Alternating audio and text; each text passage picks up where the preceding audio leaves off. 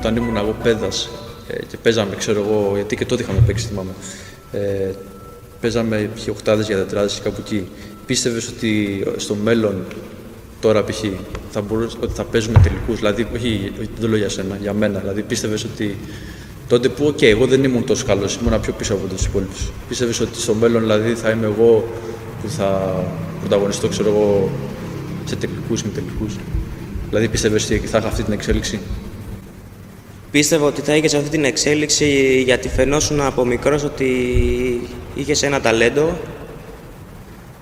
και το οποίο, αν θα το δούλευες όπως έχεις κάνει, θα μπορούσες να πρωταγωνιστείς. Όπως και είσαι τώρα στις πρώτες θέσεις. Okay. Απλά, ξέρεις, παλιά δεν έπαιζα, δεν έκανα βασικά καν τόσο πολύ προπόνηση, θυμάμαι τόσο παλιά, απλά ήρθε από μόνο του. Δηλαδή, ήταν μια περίοδος που χωρίς να κάνω προπόνηση έπαιζα καλά. Τώρα πώς ήρθε αυτό δεν ξέρω και μετά από εκεί, αφού έπαιζα καλά, συνέχισα και έκανα full προπόνηση. Full προπόνηση. Χωρίς προπόνηση κάνω τέλος πάντων. Εντάξει, αυτό μπορούμε να το βάλουμε, μα είναι. Αυτή η κουβέντα που μόλις είδατε δεν έγινε στην αρχή της συνέντευξης. Έγινε στο τέλος. Η συνέντευξη ξεκινάει τώρα. Έχουμε μαζί μας τον Γιάννη Σγουρόπουλο και τον Γιώργο Σταματούρο. Τους πρωταθλητές Ελλάδος, τον έναν στο απλό και τον άλλον στο διπλό μαζί με τον Τάσο Ρινιώτη. Μίλησαν για πολλά και νομίζω ενδιαφέροντα. Δύο από τα κορυφαία ονόματα της χώρας μας στην επιτραπέζια αντισφαίριση. Απολαύστε τους. Θα ήθελα να σας ρωτήσω πόσα χρόνια γνωρίζεστε? Κοντά στα 10-15, όχι παραπάνω από 15 χρόνια. Κάπου στα 15 χρόνια. Δεν παίζαμε πάντα στο ίδιο σωματείο. Στην αρχή παίζαμε σε διαφορετικά, αλλά μέσω των αγώνων και όλα αυτά μας φέραν πιο κοντά. Και στον Ολυμπιακό παίζουμε τα τελευταία 7 χρόνια, 7 με 8. Είχαμε φύγει από την Ελλάδα, δεν παίζαμε καθόλου στην Ελλάδα για κάποια χρόνια. Ο Γιάννης έπαιζε στη Γαλλία, στην Ευρωπαϊκή και εγώ έπαιζα στη Δανία. Στη Δανία, ναι. Πιο παλιά παίζαμε στον Ολυμπιακό, μετά έγινε αυτό το break που σας είπα και τώρα ξαναπαίζουμε μαζί. Τι έχει αλλάξει πάνω σας σε όλα αυτά τα χρόνια που γνωρίζεστε? Εγώ έχω ψηλώσει πολύ σε σχέση με παλιά. Μου ρίχνε κανένα κεφάλι, μπορεί να μου ρίχνε. Όλοι βασικά, όχι μόνο ο Γιάννης. Αυτό δεν έγινε νομίζω να έχει αλλάξει κάτι άλλο. Εμένα, όπως είναι εμφανές, έχει αλλάξει το κεφάλι μου. Μου έχουν πέσει μερικά μαλλιά. Στο ύψος έχω μείνει σχετικά στάσιμος, αλλά δεν μας ενοχλεί καθόλου αυτό. Τι έχει αλλάξει στο παιχνίδι σας από τότε που γνωριστήκατε? Πόσο έχετε προοδεύσει? Μπορώ να πω πως και οι δύο έχουμε δουλέψει αρκετά στη λεπτομέρεια, ώστε να ξεχωρίζουμε από τους υπόλοιπους και να είμαστε καλύτεροι. Έχουμε δυναμώσει αρκετά. Μιλάω και για τους δύο, τουλάχιστον έτσι μου φαίνεται. Μπορεί να πει και την άποψή του.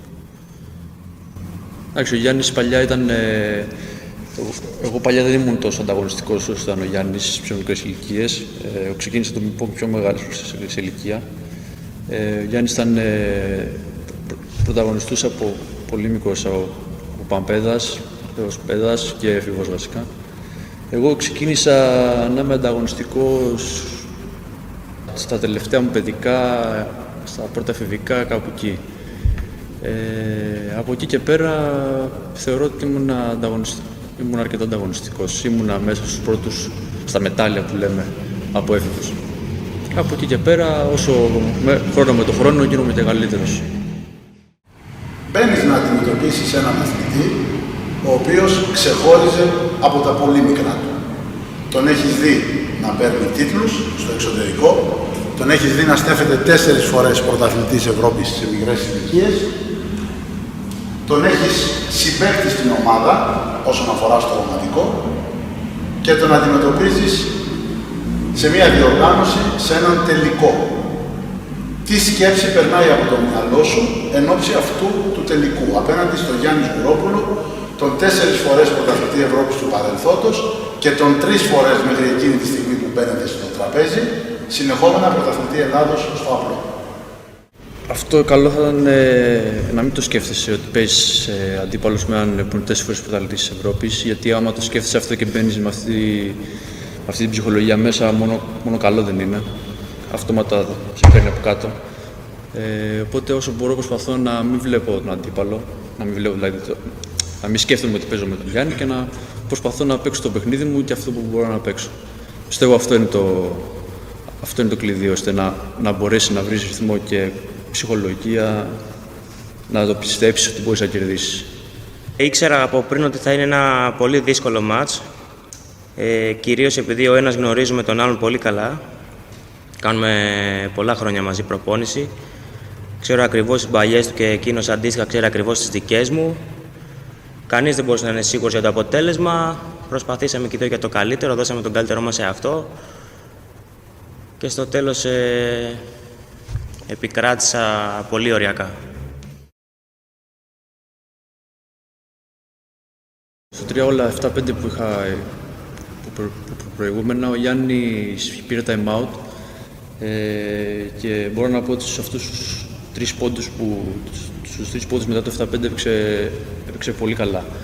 Έπαιξε τέλεια και με ευνηδίασε, η αλήθεια είναι δεν το περίμενα. Δηλαδή αυτά τα χτυπήματα που έκανε, τα 2 χτυπήματα στο 7-5 δεν περίμενα να τα κάνει. Μάλλον το είχε προαποφασίσει ότι θα τα κάνει, μάλλον στο time out ίσως θα είχε σκεφτεί. Του βγήκανε και γι' αυτό κέρδισε. Πήρα time out και σκέφτηκα τους επόμενους 2 πόντους, γιατί μέσα στο μυαλό μου τουλάχιστον τα κρινόταν ολόκληρο το μάτς. Η αλήθεια είναι πως σκεφτόμουν αυτές τις 2 μπαλιές να βγουν έτσι όπως βγήκανε. Δεν ξέρω αν ήταν τυχαίο ή μπορεί επειδή τις περίμενα και ήρθαν ακριβώς εκεί. Και μπορώ να πω πως από τη στιγμή που μου βγήκανε ένιωσα πως και ο Γιώργος πιέστηκε κάπου ψυχολογικά. Και σε εκείνο το σημείο πιστεύω ότι η ψυχολογία είναι το πιο σημαντικό πράγμα, πιο πολύ από το παικτικό. Έχω τη συνείδησή μου καθαρή ότι δεν έκανα κάποιο λάθος σε αυτό το σημείο. Ο Γιάννης απλά έπαιξε καλύτερα. Κυρίως χαίρομαι με τον εαυτό μου που δεν τα παράτησα, ακόμα και που ήμουν τραυματίας, είχα ένα πόνο. Μπορώ να πω πως έδωσα το 100% μου και θα με βοηθήσει να το κάνω και στο μέλλον για περισσότερους αντίστοιχους τίτλους. Σίγουρα και στο επόμενο Πανελλήνιο θα ήθελα να έρθω σε αυτή τη θέση, να παίζω τελικό. Τώρα δεν ξέρω αν θα είναι με τον Γιάννη ή με κάποιον άλλον, μπορεί να είναι και με τον Γιάννη. Και αυτό που ελπίζω είναι να μπορέσω να κρατήσω στα 7 σετ. να αλλάξει λίγο το γούρι. Αλλά εντάξει, δεν μπορώ να πω ότι δεν είμαι ευχαριστημένος. Εννοείται είμαι ευχαριστημένος και από αυτόν τον αγώνα που έδωσα. Ήμουνα λίγο άτυχος, ο Γιάννης ήταν πιο αποφασιστικός σε αυτό το σημείο και επειδή ήταν αποφασιστικός και όπως είπε μετά στο 7 όλα, εκεί θόλωσα λίγο στο κεφάλι μου, δεν ήξερα, δεν μπορούσα να σκεφτώ καθαρά κιόλας και γι' αυτό μετά το 7-5 δεν πήρα άλλο πόντο, έχασα 11-7. Στην κερκίδα, στο ΣΕΦ, υπάρχουν γύρω στα 50 άτομα, τα μέτρησα, που είναι τα άτομα του αθλήματος. Είναι αυτοί που ξέρουν ποιοι θα είναι, ξέρουμε ότι θα είναι εκεί, ξέρουμε ότι θα παρακολουθήσουν, ξέρουμε ότι θα ευχαριστηθούν, αλλά ξέρουμε ότι είναι άνθρωποι του πινκ-πονγκ.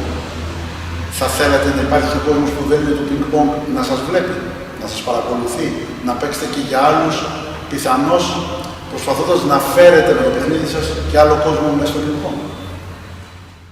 Είναι πολύ σημαντικό και για εμάς, όσο και για ολόκληρο το άθλημα, να υπάρχει περισσότερος κόσμος και εκτός του χώρου, που μπορεί να μας βοηθήσει και στο ψυχολογικό κομμάτι κατά τη διάρκεια ενός αγώνα και σίγουρα πρέπει να γίνουν κάποιες κινήσεις από όλους μας για να έρχεται περισσότερος κόσμος να παρακολουθεί και ακόμα και να συμμετέχει. Σωστά όλα αυτά που είπε ο Γιάννης, εννοείται το να παίζουμε σε κόσμο ο οποίος δεν έχει ιδέα από το άθλημα είναι πολύ καλό. Είναι καλό να βλέπει, να αναγνωρίζει ο κόσμος ότι το άθλημα αυτό είναι πάρα πολύ δύσκολο που παίζουμε και δεν είναι όπως το έχουν στο μυαλό τους. Εντάξει, υπάρχει και άλλη πλευρά, πάντα κάτι έχει και το αρνητικό του. Τώρα κάποιος που δεν ξέρει π.χ. Μπορεί να φωνάξει, να μιλάει μέσα στην ώρα του πόντου. Δεν είναι ποδόσφαιρο και μπάσκετ που φωνάζουν ζητήματα την ώρα που παίζουμε. Έχει και τα αρνητικά του, αλλά πιστεύω ότι τα θετικά είναι παραπάνω.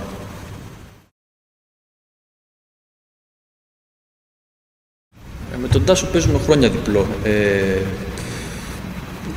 Παίζουμε καλά. Γνωρίζω ότι όταν παίζω εγώ καλά, παίζει και ο Τάσος καλά. Είμαι σίγουρος πως άμα βρω ρυθμό εγώ θα βοηθήσει και ο Τάσος σε να έρθει το αποτέλεσμα. Μπορώ να πω ότι στο διπλό παίξαμε καλύτερα και γι' αυτό κερδίσαμε. Ήμασταν και λίγο τυχεροί σε κάποια σημεία και καταφέραμε και κερδίσαμε. Ο Γιάννης με τον άλλον Γιάννη, τον Βλουδινό, θα μπορούσαν να είχαν κερδίσει. Απλά νομίζω ότι εγώ με τον Τάσο είχαμε το πάνω χέρι λόγω του ότι παίζουμε πιο πολλά χρόνια μαζί. Για το Γιάννη τον Βλωτινό έχω να πω μόνο τα καλύτερα. Είναι από τους μεγαλύτερους legends του ελληνικού πικ-πονγκ. Μόλις μου παρουσιάστηκε η ευκαιρία, κατευθείαν είπα ναι. Ήμουνα πολύ χαρούμενος που θα μπορούσαμε να συνεργαστούμε στο διπλό. Δεν σκεφτόμασταν ότι θα μπορούσαμε να φτάσουμε μέχρι τον τελικό, η αλήθεια είναι. Πηγαίναμε να το διασκεδάσουμε και να περάσουμε καλά, ας πούμε. Τελικά είχαμε πολύ καλή συνεργασία και ελπίζω και στο μέλλον να πάμε ακόμα καλύτερα.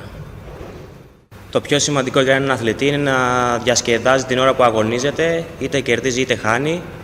Για να το διασκεδάσεις πιστεύω ότι κυρίως είναι να τελειώνει ένας αγώνας ανεξαρτήτως αποτελέσματος και να λες ότι έδωσα τον καλύτερό με αυτό, είτε ήταν αρνητικό είτε θετικό αποτέλεσμα. Και το πιο σημαντικό στο τέλος είναι ότι προσπαθείς και θα είσαι χαρούμενος γι' αυτό. Φοράτε και οι δύο τα ρούχα με το λογότυπο του καναλιού Rev78 του ομίλου Κουζουκρού. Δύο λόγια για αυτή τη συνεργασία. Είναι σημαντικό ότι υπάρχει ένας άνθρωπος που μάλιστα παίζει και πινκ-πονγκ, που αγαπάει το πινκ-πονγκ και τον νοιάζει, να είναι συμπαραστάτης δίπλα σας και δύο κουβέντες για αυτό το θέμα. Ο κύριος Θωμάς, ότι εννοείται ένας άνθρωπος ο οποίος αγαπάει πάρα πολύ το πινκ-πονγκ, έχει τρέλα με το πινκ-πονγκ, όλοι το γνωρίζουν αυτό. Και προσπαθεί να βοηθάει όσα παιδιά μπορεί, με οποιοδήποτε είναι αυτός ο τρόπος. Το σέβομαι πάρα πολύ για όλα όσα παιδιά του κάνει. Καταρχάς θα ήθελα να του πω ότι ευχαριστούμε πολύ για τη στήριξη που μας προσφέρει και ελπίζω να μας συνεχίσει να μας προσφέρει όπως όλα δείχνουν, θα συνεχίσει να το κάνει. Είναι ένας άνθρωπος που αγαπάει το άθλημα, θέλει να προσφέρει σε αυτό, θέλει να δει τους αθλητές τους οποίους στηρίζει να ανεβαίνουν όσο ψηλότερα γίνεται στο μέλλον και είναι πολύ χαρούμενος ανεξαρτήτως αποτελέσματος. Στηρίζει αρκετά, έχει αρκετό κόσμο από ό,τι γνωρίζω, τους οποίους χορηγεί και στηρίζει και είναι και πολύ σημαντικό για εμάς τους αθλητές να έχουμε κάποιους ανθρώπους που μας αγαπάνε και θέλουν να μας δουν να ανεβαίνουμε όσο ψηλότερα μπορούμε.